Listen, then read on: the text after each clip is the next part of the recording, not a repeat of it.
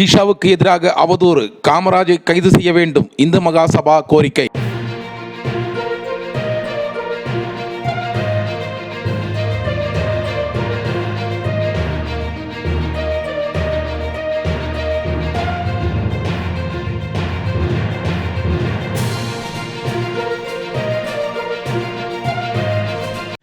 இந்து மகாசபா மாநில செயலாளர் பிரேம் சேதுபதி உள்ளிட்ட நிர்வாகிகள் கோவை மாநகர போலீஸ் கமிஷனரிடம் மனு அளித்துள்ளனர்.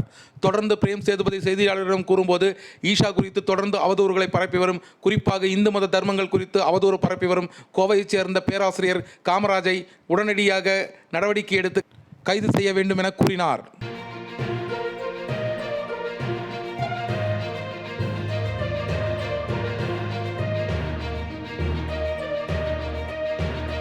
அகில பாரத இந்து மகாசபாவின் மாநில செயலாளர் பிரேம் சேதுபதி கோவையிலிருந்து.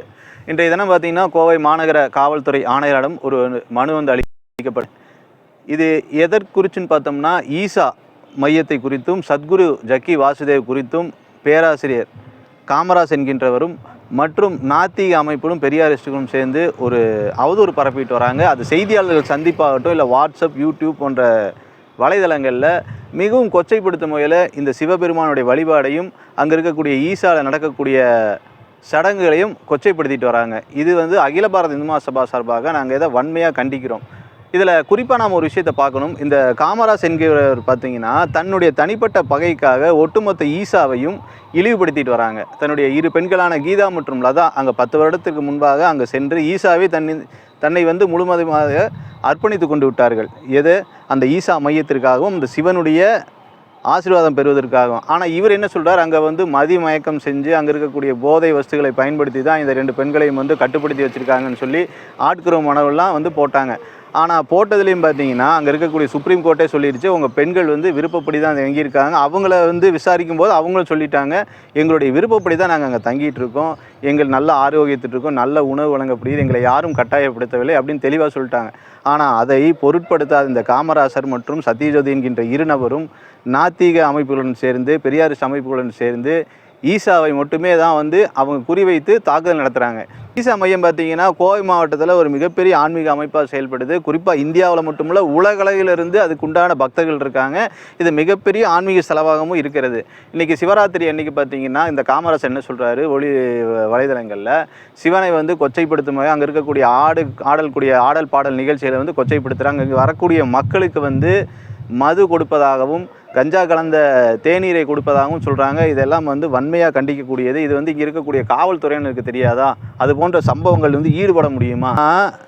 இந்து மதத்தை மட்டுமே தான் விமர்சிக்கிறாங்க, அது பகுத்தறிவு என்கின்ற பெயரில்.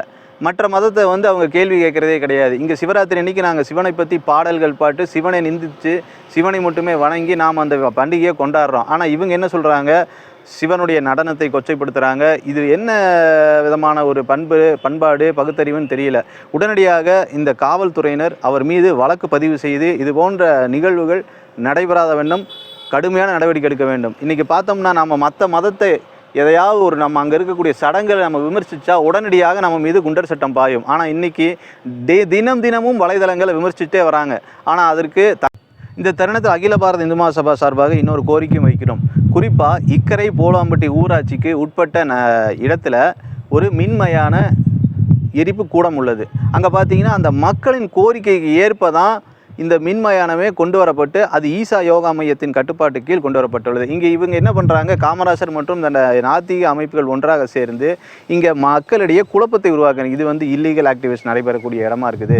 அது எப்படி இல்லீகல் ஆக்டிவிட்டிஸ் நடைபெறும்? சிந்திச்சு பாருங்களேன். இன்றைக்கி ஒரு வீட்டில் ஒருத்தங்க இறந்துட்டாங்கன்னா அங்கே இருக்கக்கூடிய கார்பரேஷனுக்கு தெரிவிக்கணும், போலீஸ் டிபார்ட்மெண்ட்டுக்கு தெரிவிக்கணும், அவங்க அட்டாப்சி ரிப்போர்ட் கொடுக்கணும். எப்படி நடந்தாலும் இந்த டெத் சர்டிஃபிகேட் பதிவு பண்ணியே ஆகணும்.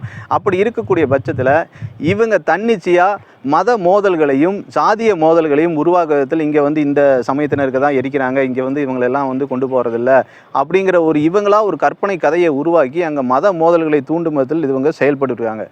குறிப்பாக இந்த மின் மயானமானது இக்கரை போலாம்பட்டி ஊராட்சிக்கு உட்பட்டு நடத்தப்படுவது எப்படின்னா, நம்ம இங்கே இருக்கக்கூடிய அரசு அனுமதி பெற்று இங்கே இருக்கக்கூடிய மாசு கட்டுப்பாட்டு வாரியம் அனுமதி பெற்று தான் நடைபெற்று வருகிறது.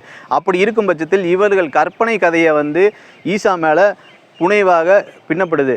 இதே போன்ற நிகழ்வுகள் தொடர்ந்து கொண்டே இருந்தால் இங்கே இருக்கக்கூடிய எங்கள் அகில பாரத இந்து மகாசபாவின் சார்பாக கோவை மாவட்டத்தில் மட்டுமல்ல ஒட்டுமொத்த தமிழகத்திலேயுமே மாநிலம் தொலைவே ஆர்ப்பாட்டம் மற்றும் போராட்டங்களுக்கு இது வழிவகுக்கும் சொல்லி இந்த தருணத்தில் நான் சொல்லிக் கொள்கின்றேன்.